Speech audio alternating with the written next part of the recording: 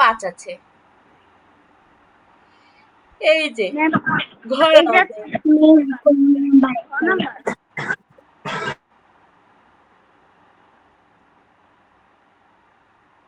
Ma'am ঘ number 5, 15, 20।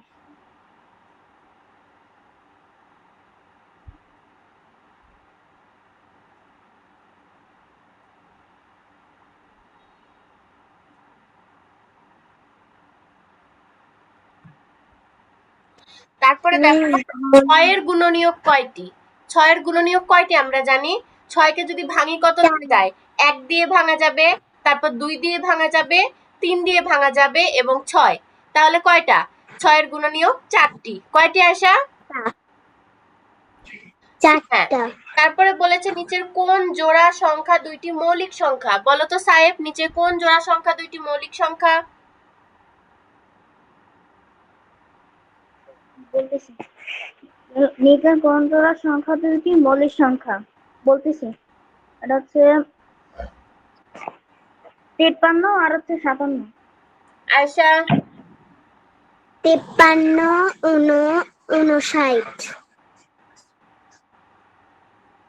59 কেন হলো?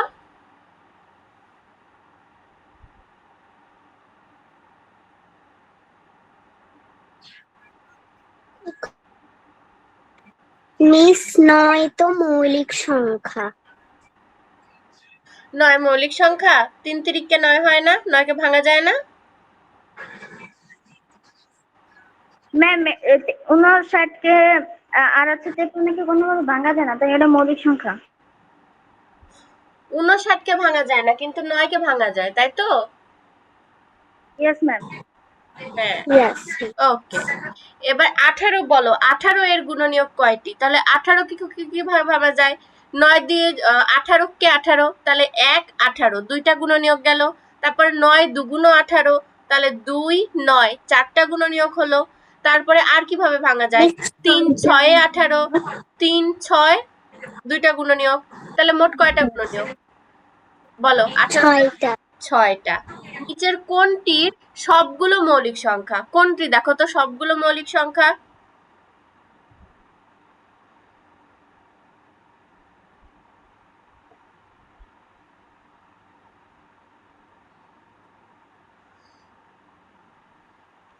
ম্যাম এটা হচ্ছে গ নাম্বার।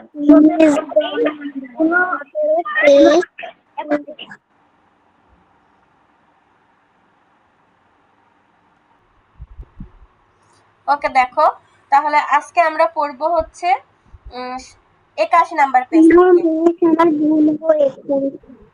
মিস আজকে 85 নাম্বার পেজ চলবে।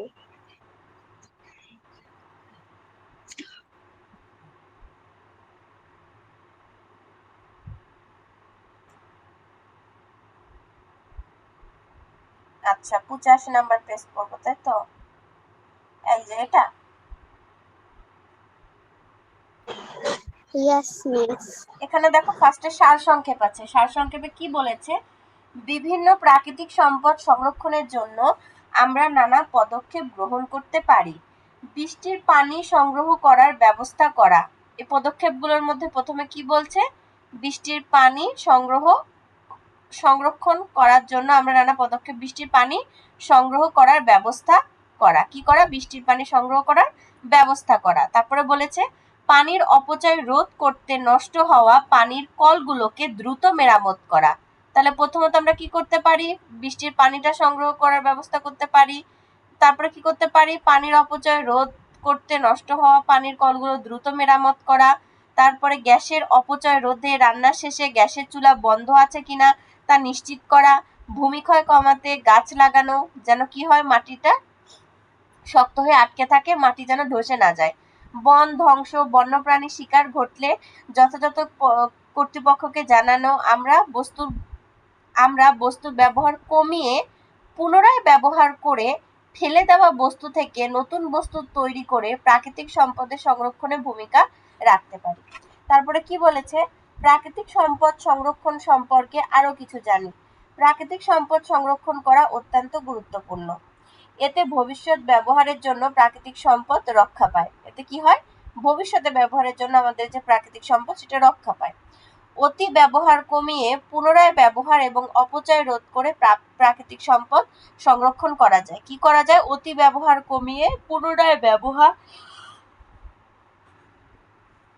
ও অপচয় রোধ করে আমরা কি করতে পারি? প্রাকৃতিক সম্পদ সংরক্ষণ করতে পারি। বিভিন্ন উপায়ে প্রাকৃতিক সম্পদ সংরক্ষণ করা যায়, যেমন কি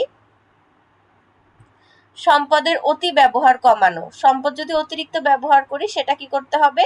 কমাতে হবে। কমিয়ে কি করতে হবে? আমাদের মিতব্যয়ী হতে হবে। এই যে ব্যবহৃত প্রাকৃতিক সম্পদ সংরক্ষণের একটি ভালো উপায় হচ্ছে সম্পদ ব্যবহারে মিতব্যয়ী হওয়া, মানে যতটুকু প্রয়োজন ততটুকু ব্যবহার করা, অপ্রয়োজনীয় ব্যবহার করা না, আবার কম পরিমাণেও ব্যবহার করা না। ঠিক আছে?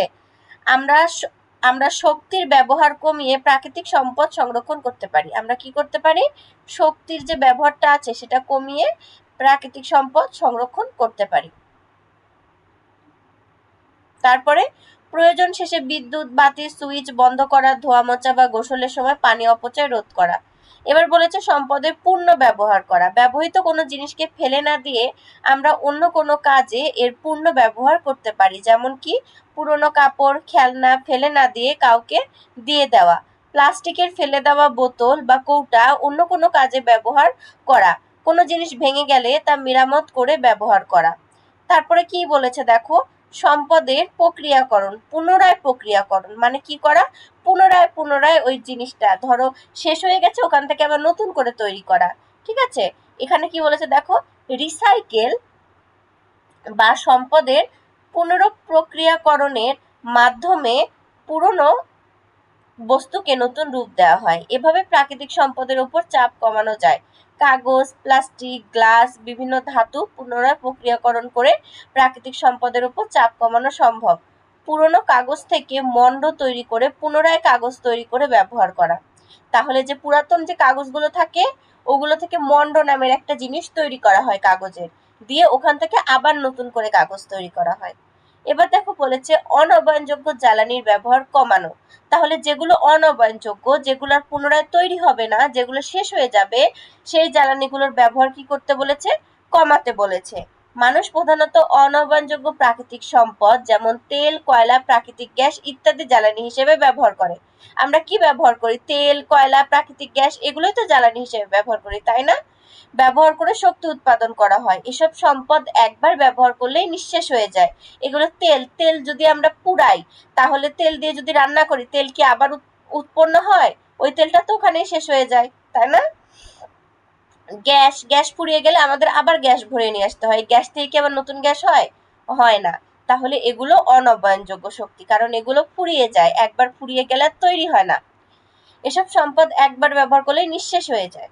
অনবায়নযোগ্য জ্বালানির ব্যবহার কমিয়ে নবায়নযোগ্য সম্পদ যেমন সূর্যের আলো। সূর্যের আলো কি হয়?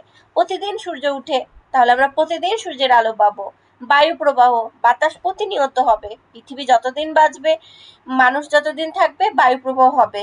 পানির স্রোত, পানি থাকলে পানির তো স্রোতও থাকবে। এগুলো কি? নবায়নযোগ্য শক্তি, এগুলো কখনো ফুরাবে না। তাই এই শক্তিগুলোর ব্যবহার বাড়াতে হবে। আর যেগুলো ফুরিয়ে যায়, অনবায়নযোগ্য শক্তি, সেগুলোর ব্যবহার আমাদের কি করতে হবে? কমাতে হবে। গেল। তারপর কি বলেছে? প্রাকৃতিক সম্পদ, নিজের পরিবেশে প্রাকৃতিক সম্পদের পরিমিত ব্যবহার। প্রাকৃতিক সম্পদ পরিমিত ব্যবহার করার অর্থ হলো এগুলো সাশ্রয়ী ব্যবহারের পাশাপাশি অপ্রয়োজনীয় ব্যবহার রোধ করা। যে আমরা অপ্রয়োজনীয় যে ব্যবহারটা সেটা রোধ করে সাশ্রয়ীভাবে ব্যবহার করা। প্রাকৃতিক সম্পদের পরিমিত ব্যবহার করলে ও পরিবেশ যথেষ্ট যত্ন নিলে আমাদের পৃথিবী রক্ষা পাবে। আমরা সম্পদের পরিমিত ব্যবহারের মাধ্যমে ভবিষ্যৎ প্রজন্মের জন্য প্রাকৃতিক সম্পদের প্রাপ্তি নিশ্চিত করতে পারি।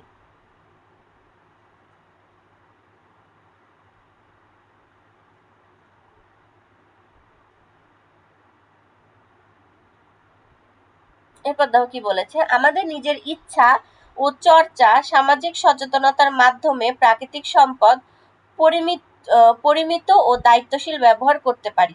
সম্পদের পরিমিত ব্যবহারের সচেতনতা।